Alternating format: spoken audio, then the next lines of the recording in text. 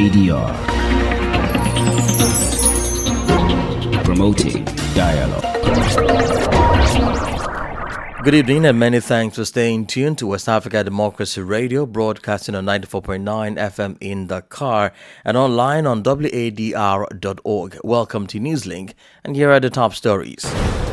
Niger's military president, General Chiani, calls on ECOWAS to recognize the Alliance of Sahel states. Ghana's President Mahama wraps up his Sahel tour in Burkina Faso with a pledge to jointly fight terrorism and foster regional integration. Our countries trade amongst each other. Our people travel freely amongst each other. And so we had the opportunity to discuss how we can make our economic relations even stronger. And most importantly, we discussed the fight against terrorism because we all occupy the same sub-region. In the Gambia, former jungler of ex-president Yahya Jammeh dies in custody, and WFP says 620 million funding deficit may hamper assistance to vulnerable groups in Nigeria and the Sahel by April. Well, the problem is related to the funding constraints. As we are talking, the World Food Program is in need of more than $620 million to continue our operations across the Sahel, especially in Central Sahel and in Please stay tuned for details of these stories and more. Here is Imo Edit with Newslink. Many thanks for joining our broadcast. Let's begin with the call by Nigerian President for ECOWAS to recognize the Alliance of Sahel State AES during a visit of the Ghanaian president, who is continuing his tour of the AES member countries. During his official visit to Niger this Sunday, Ghanaian President John Dramani Mahama was welcomed by General Abdurrahman Chiani, President of Niger.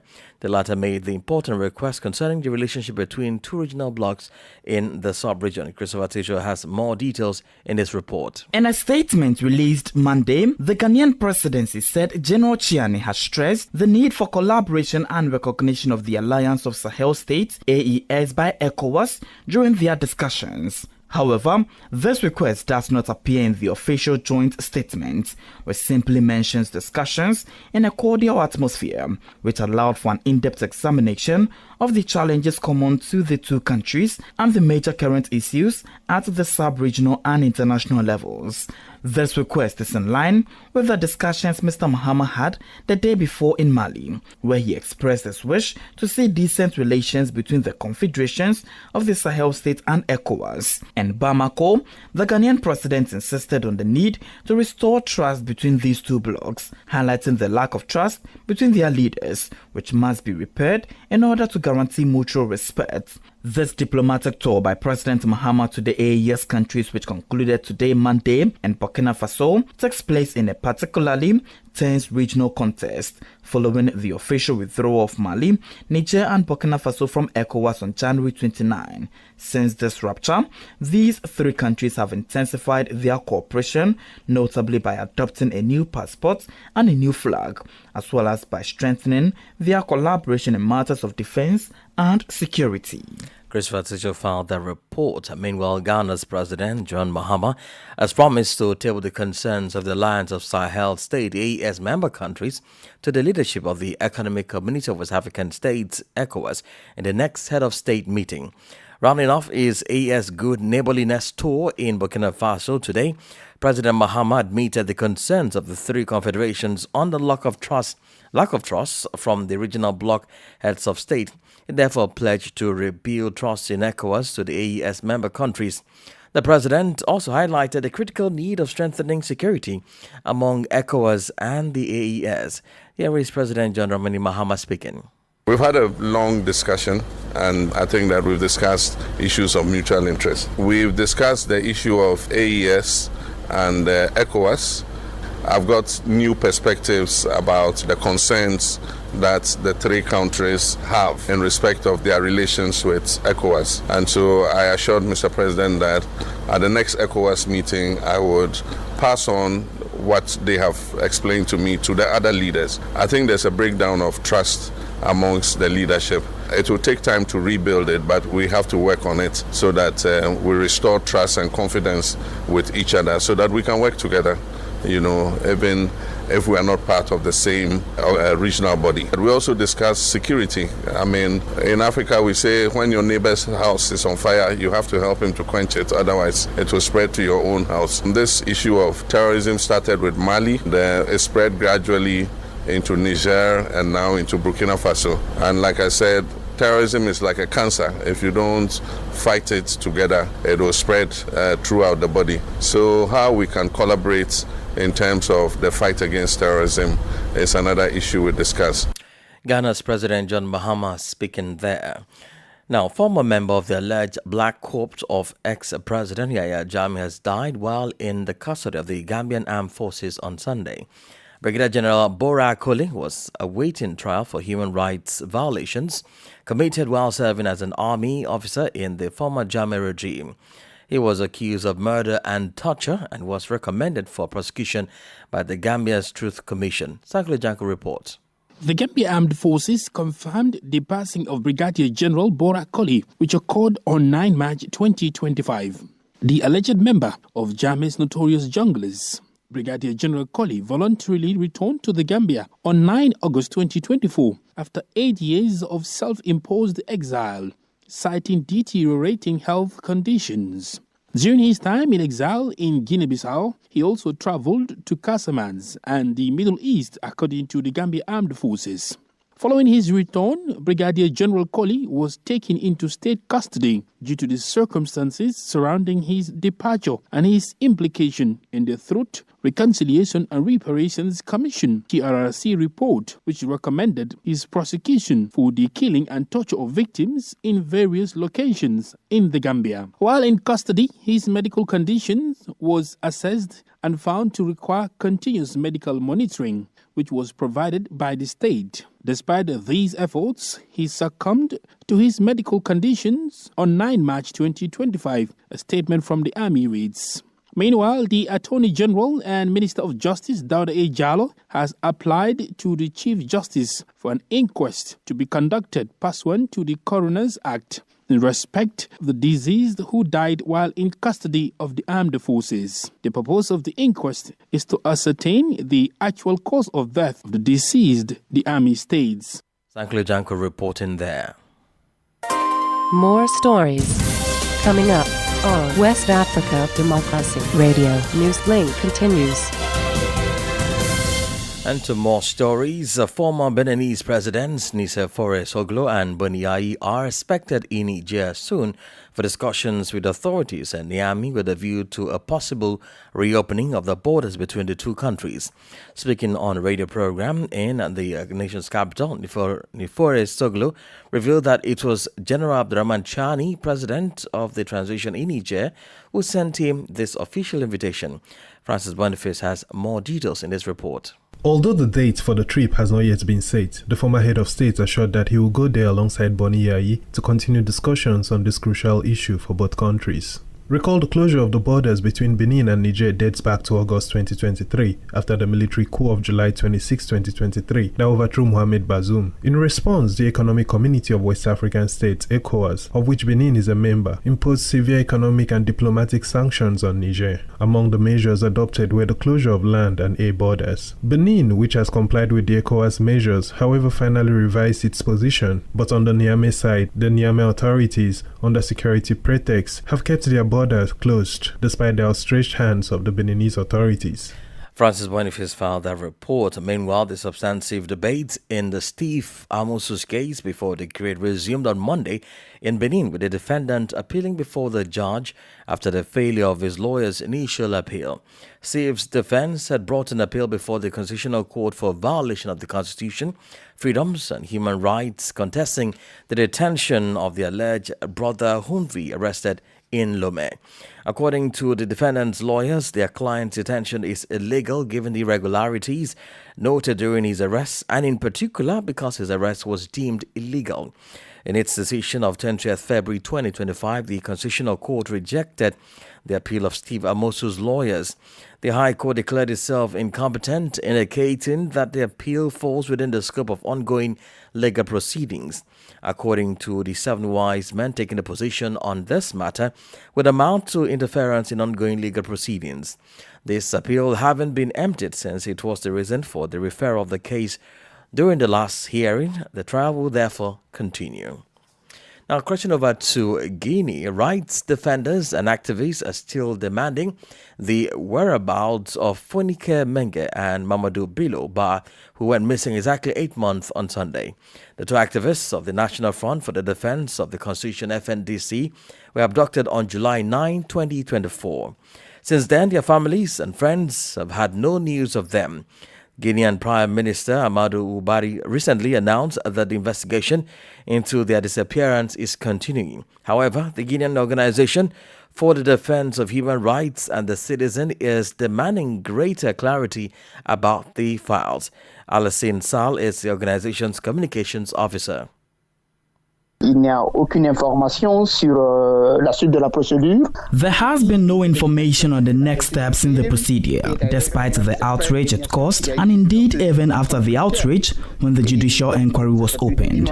And so, it has been more than 8 months now, and there has been no follow-up. And what's even more worrying is that following Fonike Menge and Biloba, there have been other similar cases. I am referring in particular to the case of the journalist Marwan Kamara, who has also disappeared and has not been heard from since. There is the case of Mr. Sadoni Maga, and even more recently, there is the case of Abdul Sako, who was also brought up and tortured. So far, neither the Ministry of Human Rights, which is also the Ministry of Justice, nor the Conakry Public Prosecutor's Office have denied saying anything about the situation.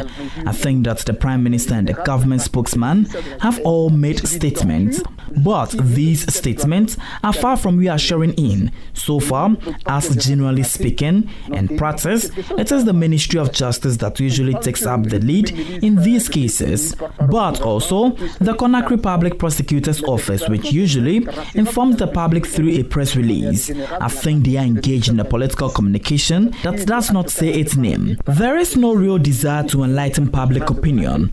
We would have liked the president to have gone beyond the rules he has expressed about the practice, which he has emphasized is not a credit to the Guinean state, and to have told us today what he has done.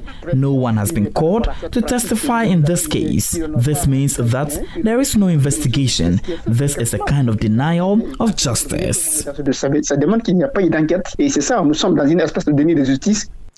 Alessine Sall is the communications officer of the Guinean Organization for the Defense of Human Rights and Citizens. You're listening to Newslink on West Africa Democracy Radio, broadcasting from Dakar, Senegal. Here is a reminder of our top stories.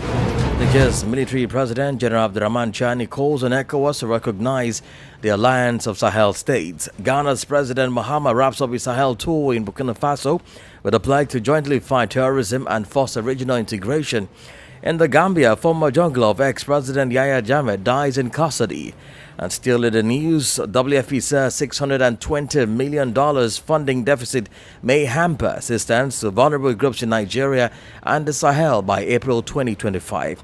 We also have a guest interview and sports news. Please stay with us. West Africa Democracy Radio. It's you speaking. Don't forget, you can listen to us live on wadr.org, and we urge you to join our live streaming on Facebook and YouTube. Now, the legal battle between a Nigerian monarch from the South region and oil giant Shell has intensified. King Godwin Bebe Okpabi accused the company of decades-long pollution of Ogoni land in the Niger Delta during a hearing of nearly 4 weeks at the UK High Court that closed on Friday. Okpabi, ruler of the Ogale community, presented samples of contaminated water from his homeland as evidence, describing the environmental damage as a health crisis.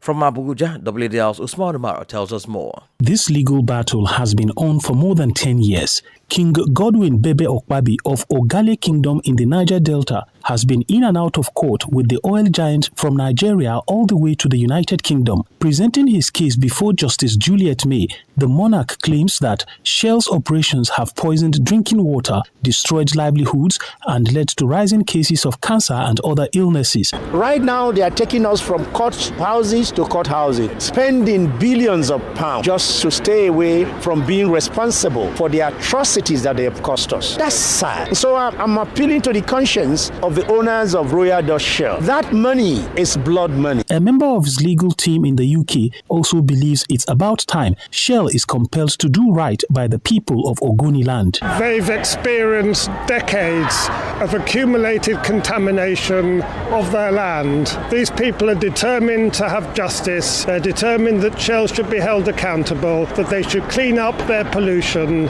and that they should receive compensation. Shell, however, argues it cannot be held responsible for the pollution, blaming oil theft and illegal refining as the primary causes. The British multinational oil and gas company maintains that it collaborates with the Nigerian government to mitigate spills and clean up affected areas. The case, brought by the Ogale and Bile communities in the Niger Delta region, challenges Shell's liability under Nigerian law and the African Charter. While a full trial is expected in late 2026, the case could set a historic legal precedent for holding a UK multinational accountable for human rights violations.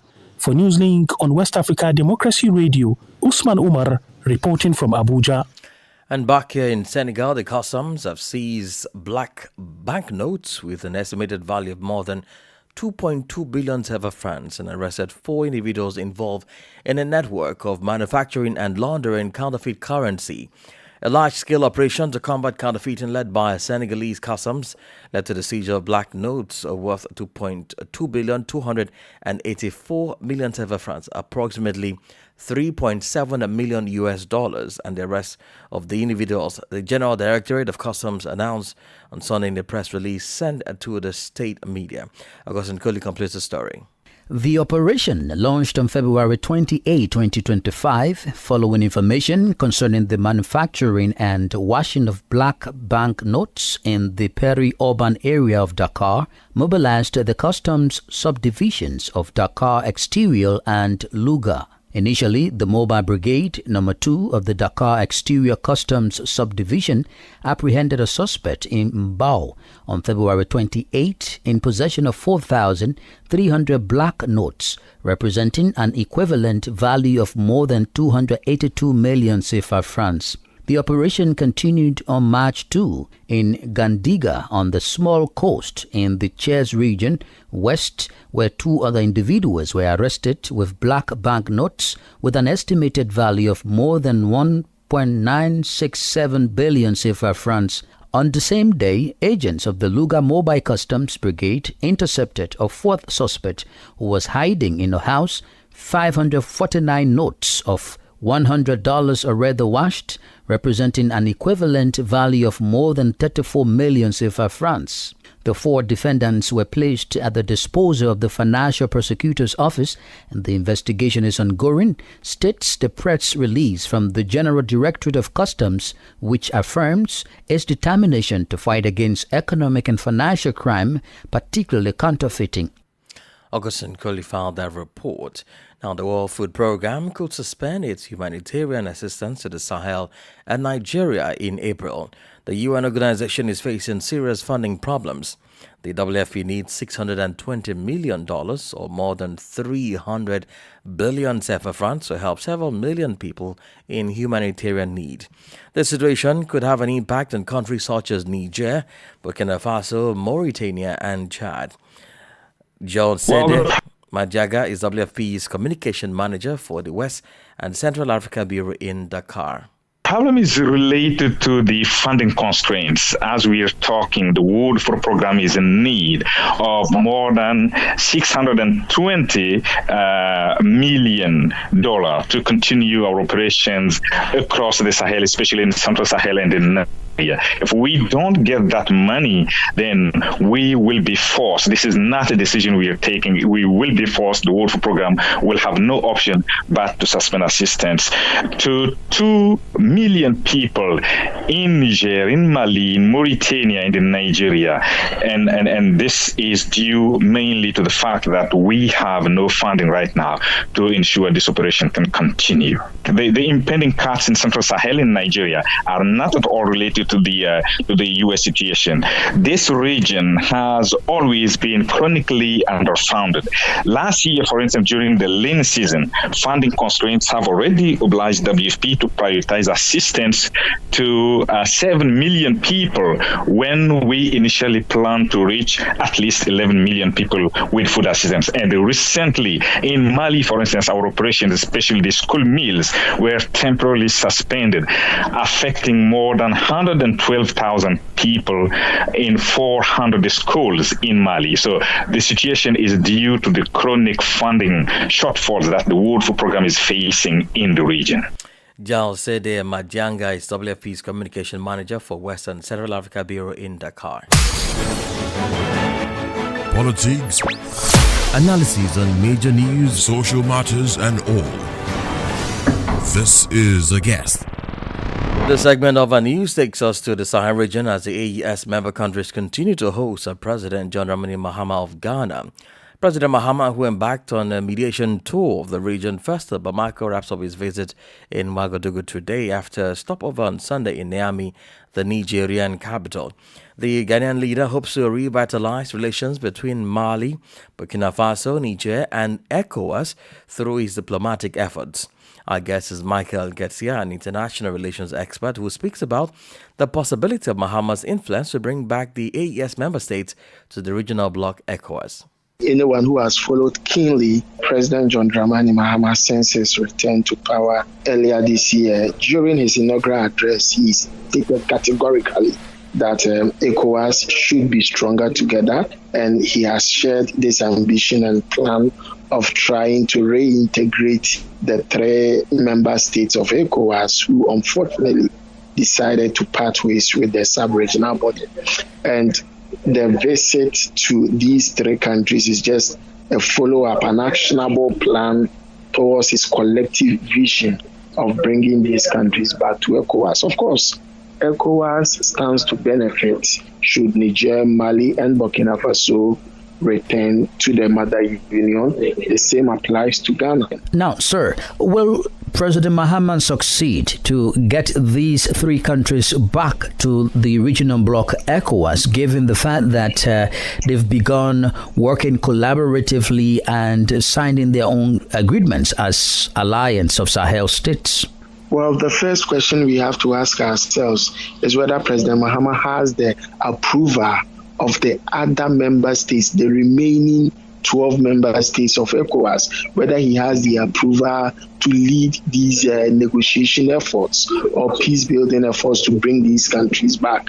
If he has the approval of the other 11 members, that would be so welcoming, because for President Mahama to succeed in bringing these 3 countries back to the ECOWAS bloc, the other 11 member states other than Ghana may have to agree to such an arrangement, and without their tacit support and approval, it will be an exercise in futility. However, if he has the support of the other 11 member states of ECOWAS, then I believe that he can package and brand his message to these 3 countries, breakaway countries, to be able to bring them back, because despite their attempts to constitute some form of alliance on their own, regardless of all that they are trying to achieve, they know that realistically and practically, they will be much more better off in an association with the larger ECOWAS bloc than them trying to pursue this tripartite Sahelian alliance. And I believe that if President Mahama has the support of all the member states of ECOWAS to lead these negotiation efforts to bring them back, he has a very, very high chance of succeeding in bringing them back. Being that ECOWAS has now officially requested President Mahama to intervene into the ECOWAS and Sahelan countries' crisis, could it be that President Mahama is using his tour to cement relationship between Ghana and these 3 countries towards regional trade and the fight against terrorists? It serves the interest of Ghana if we continue to trade with these three states. In Ghana here, we depend a lot on imports from Burkina Faso. Burkina Faso relies so much on the ports of Ghana for the importation of almost everything. The same can be said of Mali and Niger. They export a lot of the agricultural produce into Ghana. Likewise, Ghana also may have other things that we also export to these three countries. But if you look at a net summation of it, the three countries stand to lose a lot of financial gains if they decide to cease trade arrangements with Ghana entirely. And I believe that President Mahama may not be wrong to also use this trip to improve the bilateral trade and even political relations between Ghana and all these individual countries, Mali, Niger, and Burkina Faso. And that is also a step in the right direction. Dr. Michael Garcia is an international relations expert. And in sport news, here is Sankule Janko.